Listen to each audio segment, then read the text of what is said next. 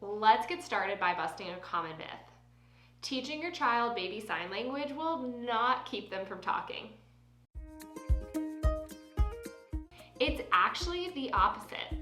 Teaching your child some baby signs can actually help them say those words sooner. Why or how, you might be wondering?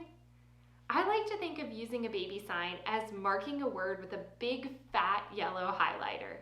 You're showing your child this word is important. You've probably heard other speech therapists and early childhood teachers recommend using baby sign language. And that's why.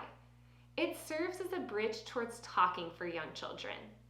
And it gives them a way to communicate their specific wants and needs before they have the words to do so, reducing their frustration and making learning more fun. And if this is your first time joining me, I wanted to include a quick introduction. My name is Stephanie. I earned my master's degree from Columbia University in speech pathology. I'm now a licensed pediatric speech pathologist in California and in North Carolina.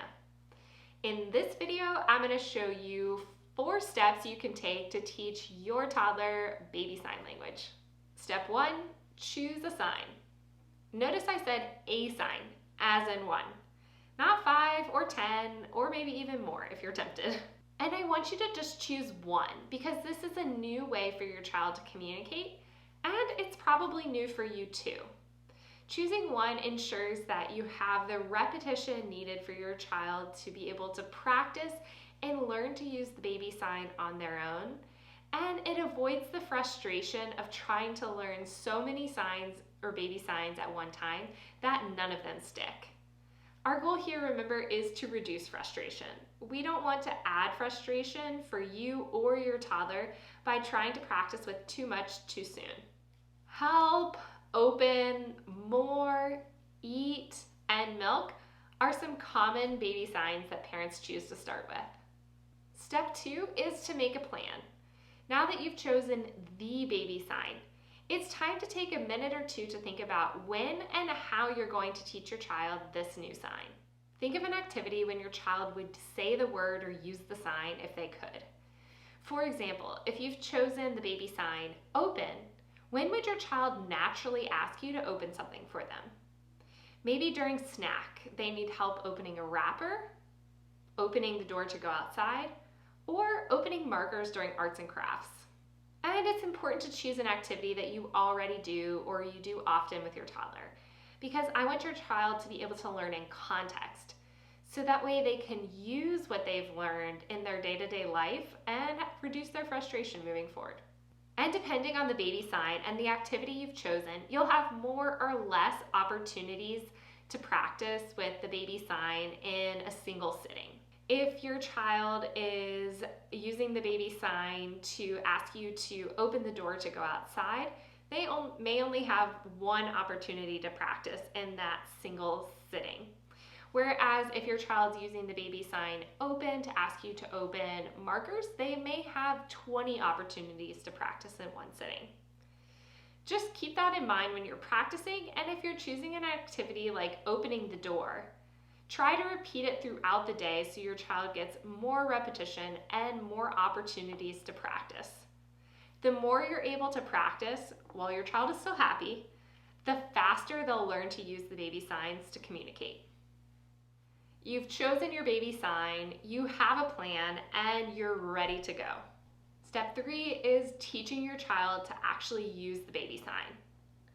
First, you're going to show them how to do the baby sign. Remember, children learn by watching us and copying what we're doing. So this is a natural first step. Second, you're going to help your child do the baby sign. This may mean that you sit in front of them and you repeatedly do the baby sign over and over, or maybe you actually help them move their hands. Only help your child move their hands if they're actually happy with you doing that. They get really frustrated when you try to help. It's okay to just show them over and over again. And here's an example. You can see me first show B how to do the baby sign for open, and then you can see me do it together with him. Let's open. Yeah.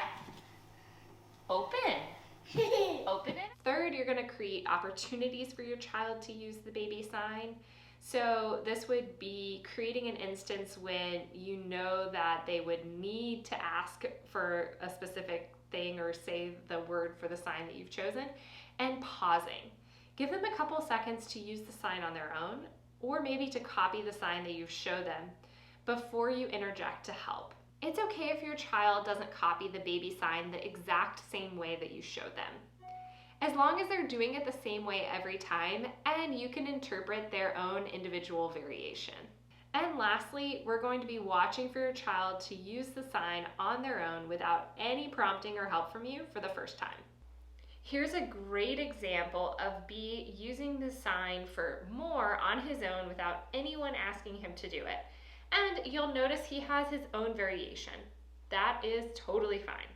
And the final component of step 3, or teaching your child a new baby sign, is patience.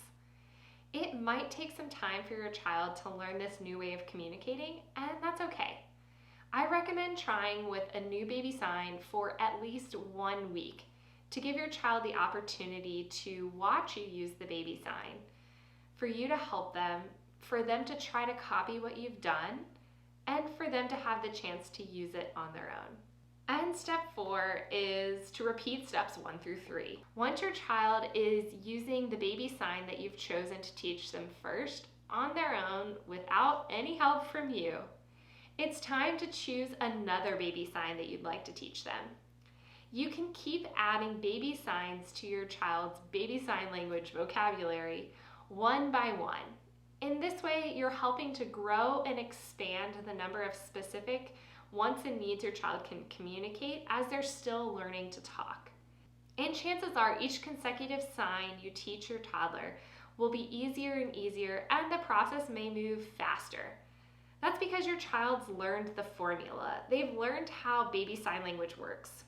When I do X, Y, or Z with my hands, I get this other specific thing that I want or I like a lot. The goal is to continue teaching your child baby signs while they're learning to talk. This way, you can help reduce their frustration and keep learning fun. In the notes, I've included a link to my favorite online baby sign language dictionary. They include notes and tips to learn each baby sign, as well as a video showing you how to do it. There's no reason for me to reinvent the wheel here, and I want you to be free to choose whatever baby sign you think is going to be best for your toddler, and chances are they have a video for it in the baby sign language dictionary that's online, linked in the notes. P.S. If you're looking for even more information on baby sign language, I've linked our blog post in the notes below that explains everything you need to know before you get started. You've got this.